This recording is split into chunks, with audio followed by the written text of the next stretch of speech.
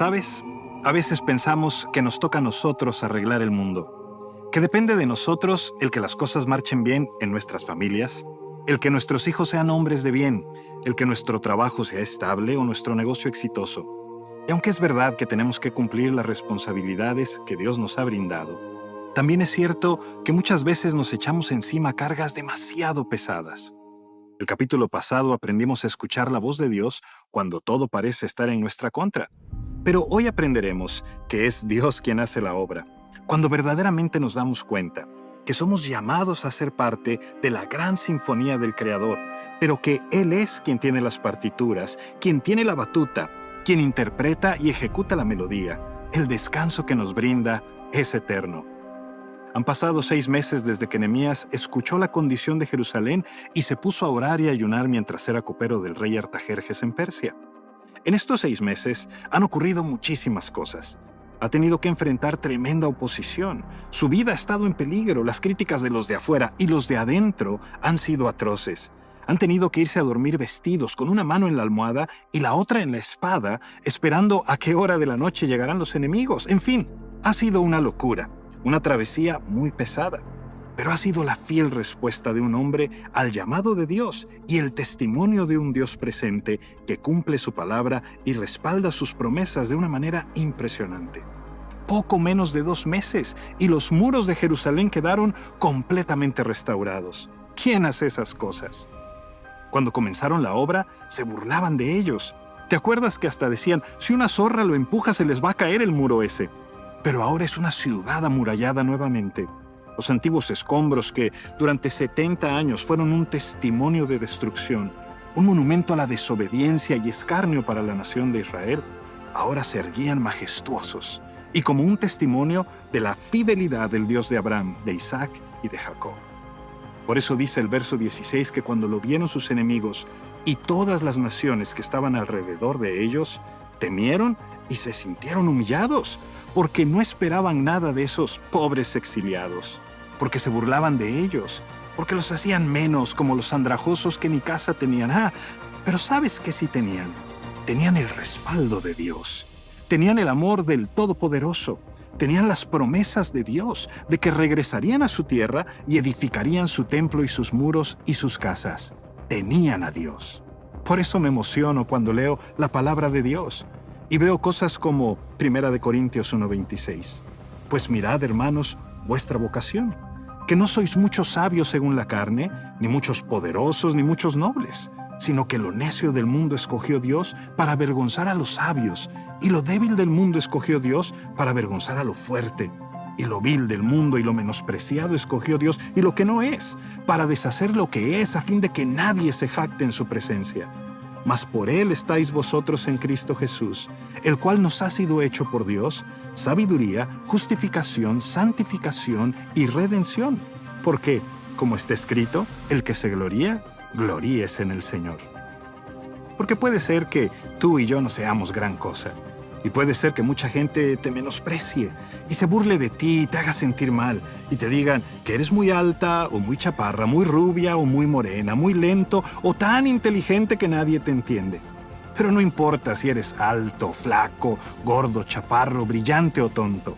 Lo que importa es que Dios te ha llamado a ser parte de su programa, a ser parte de su impresionante diseño. Por eso Corintios dice, mira tu llamado. Mira tu vocación, porque Dios te ha escogido para avergonzar a los que se burlan. ¿Te fijaste lo que dice el verso 16? Dice que se sintieron humillados. Se tuvieron que tragar todas sus palabras y todo su escarnio. Fueron avergonzados porque nadie construye el muro de una ciudad en 52 días. Y mientras ellos estaban planeando cómo echarles a perder el proyecto, los judíos estaban terminando la obra. Mira lo que dice el verso 16. Y cuando lo oyeron todos nuestros enemigos, temieron todas las naciones que estaban alrededor de nosotros, y se sintieron humillados y conocieron que por nuestro Dios había sido hecha esta obra. Hasta los paganotes de Sanbalat y Tobías y todos los demás se dieron cuenta que todo esto solo había sido posible porque Dios había hecho la obra. De modo que tenemos que atender el llamado que Dios ha puesto sobre nuestra vida para que el mundo conozca que es Dios quien hace la obra. Y así como el pueblo de Israel pegó un ladrillo a la vez, y fueron persistentes en la oración y permanecieron fieles a Dios, nosotros debemos hacer lo mismo. ¿Tienes hijos? Edúcalos. Ocúpate en ellos. Dios te los prestó un momentito nada más. En menos de lo que te lo platico, ya se fueron. Mis 3 hijos ya salieron de casa y parece que fue ayer cuando apenas cabían en una cajita de zapatos. Pero se van rapidísimo y no te puedes dar el lujo de tenerlos descuidado porque te quita tiempo ser papá o ser mamá. Sí, Dios hace la obra, pero la hace por medio de ti y la hace en ti y contigo. Los ladrillos de la muralla no se pegaron solos. Los escombros no se acarrearon solos. Alguien tuvo que hacerlo. Alguien tuvo que ser fiel al llamado y hacer las cosas que le tocaban. Déjame decirte que si no has aceptado a Cristo, estás tomando la decisión de no aceptarlo. No te engañes pensando que no estás decidiendo nada. Pero lo mismo es con todo lo demás. Los hijos no salen torcidos porque, ups, así salieron. Los matrimonios no se rompen porque, caray, se rompió. Las familias no se quebrantan porque, ¿quién sabe qué pasó? Si no estás haciendo lo que tienes que hacer, estás haciendo lo que no tienes que hacer. Te lo repito, si no estás haciendo lo que tienes que hacer, estás haciendo lo que no tienes que hacer. ¿Me explico? Entonces, si quieres desplegar la gloria de Dios en tu vida y quieres que el mundo entero conozca que tienes un Dios maravilloso, que es fiel a sus promesas y que hace la obra, pues comienza ya. Escucha lo que dice Filipenses 2:13. Porque Dios es el que produce en vosotros así el querer como el hacer por su buena voluntad.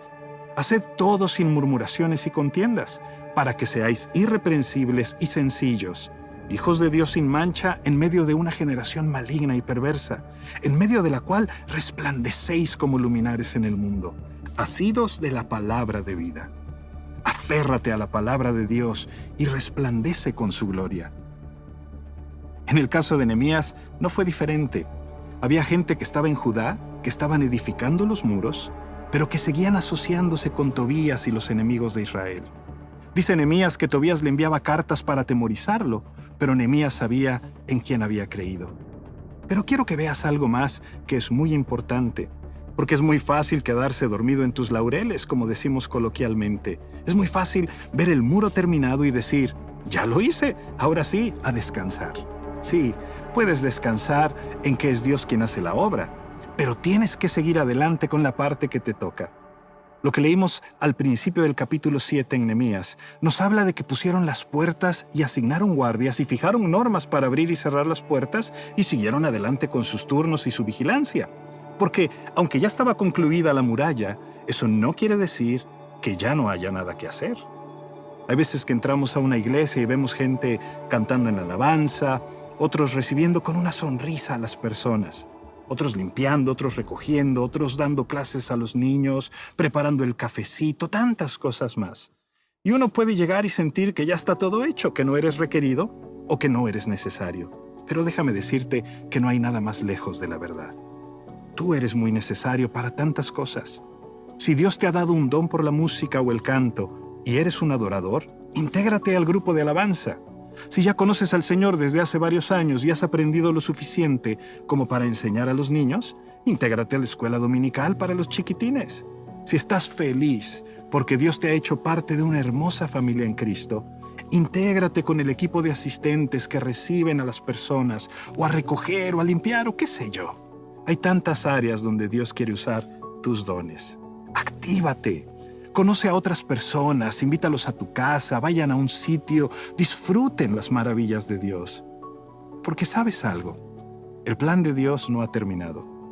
Si tú sigues leyendo al final del capítulo 7 en Nehemías, verás que hay una larga lista de nombres.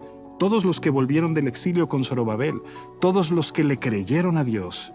Un remanente hermoso que no se achicó ante el tamaño del reto. Mira, yo no sé lo que Dios va a hacer con tu vida y con la mía. Yo no sé con exactitud todo lo que va a hacer en tu iglesia, en tu ciudad, en tu provincia, o para bendecir a otras personas en tu país o en el mundo. No lo sé. Pero lo que sí sé es que es Dios quien hace la obra y tú juegas un papel primordial en su plan perfecto. Así que créele a Dios y pon manos a la obra.